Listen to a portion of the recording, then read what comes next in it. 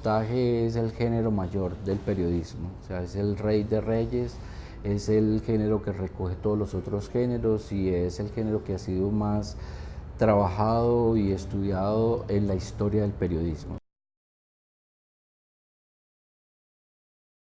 Raúl Osorio, profesor de la Facultad de Comunicaciones, miembro de los grupos de investigación, estudios en periodismo y comunicación, periodismo y sociedad. Esa es una hipótesis que yo lancé en el libro que fue publicado el año pasado aquí en la Universidad de Antioquia, que se llama El reportaje como metodología del periodismo, ¿cierto? Es una polifonía de saberes.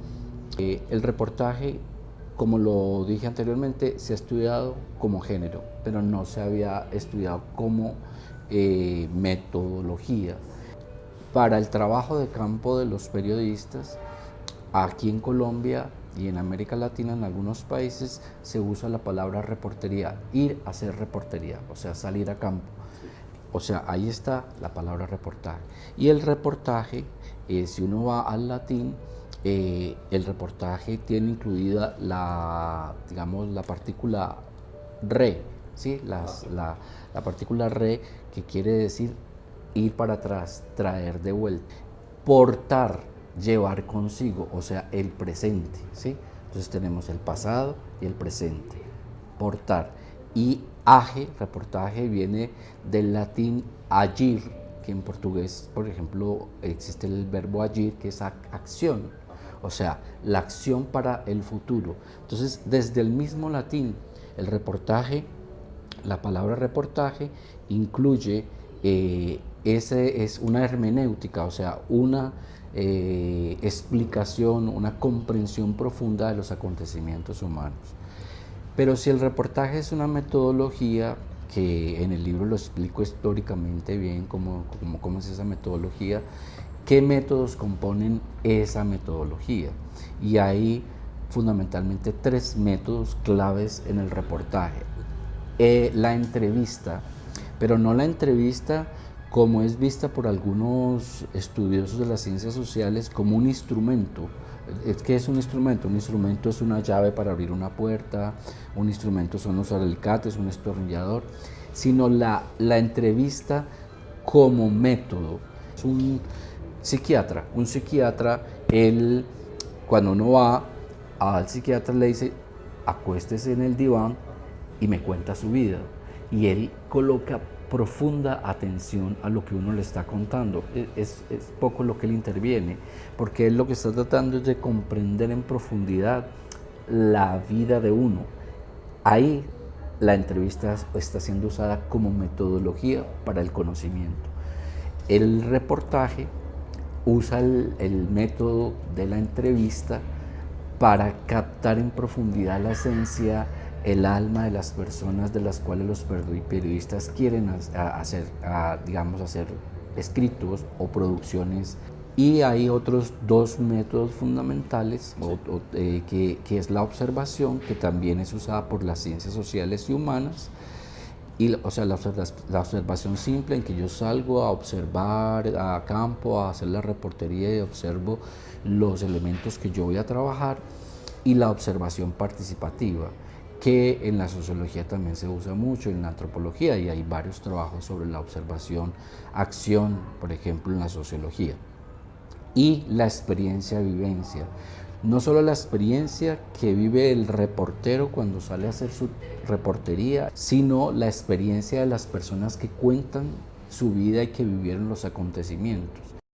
El periodismo siempre ha sido visto de lado en la academia, y el periodismo siempre se ha, estudiado como un oficio. No que esté mal que el periodismo sea un oficio, pero es que el periodismo ya es más que un oficio. El periodismo se ha estudiado en la universidad desde 1683, cuando Tobias Peuser escribe su primera tesis de doctorado en una universidad de Alemania, donde va a estudiar precisamente las narrativas del periodismo. Los teóricos y los estudiosos del periodismo, que durante siglos han trabajado, ya más de 3 siglos, dentro de las universidades, se muestra que el periodismo es un área del conocimiento consistente, que produce conocimiento y que no solamente narra la realidad, sino que ayuda a construir la realidad, y eso lo vemos hoy en día muy claramente con el papel de los medios de comunicación, el papel de los periodistas. Eso por un lado. Y por otro lado, podemos, digamos, levantar la hipótesis que el reportaje, al ser una metodología, se junta a otra serie de metodologías de las ciencias sociales y humanas que nos permiten hablar de un conocimiento consistente y posiblemente llegar algún día a demostrar o afirmar que el periodismo también hace ciencia. Yo pienso que el periodismo necesitaba que se pusiera en evidencia esa metodología, así como cuando la sociología se posicionó en la academia, en las universidades, demostró que tiene unos métodos para estudiar la realidad, y eso hizo que la sociología, con mucha dificultad durante muchos años, incluso más de un siglo, se posicionara como una ciencia de las ciencias sociales y humanas. Igual el periodismo puede llegar a mostrar, con todos los estudios que existen ya en América Latina y en varios países del mundo, en que el reportaje es un eje central importantísimo en el desarrollo del estudio de cómo se narra la realidad y cómo se comprende esa realidad, porque para narrar la realidad hay que comprenderla en profundidad.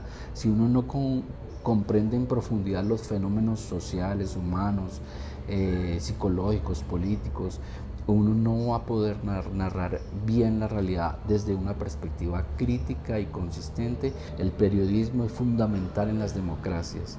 Para que haya democracia y justicia en los países, el periodismo no solamente es un instrumento, sino es una profesión que permite educar a los ciudadanos y guiar a los ciudadanos para las mejores soluciones que tenga que optar la humanidad, los mejores caminos que tenga que optar.